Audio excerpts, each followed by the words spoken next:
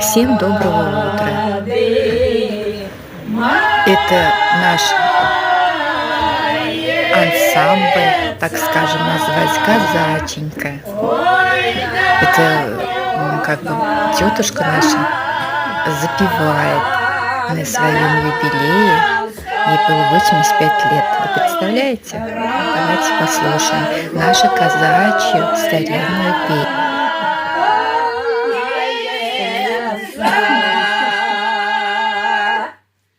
Ой, да не летаю,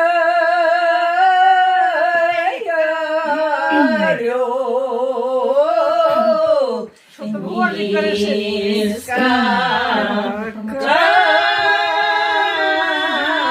к земле.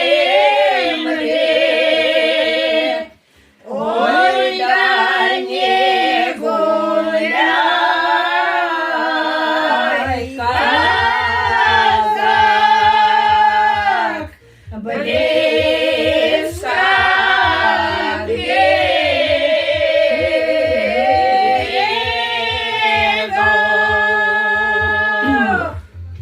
Ах ты, степь широкая,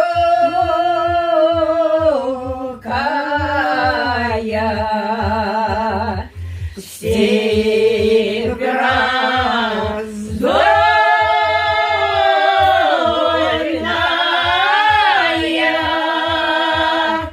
широка ты, матушка,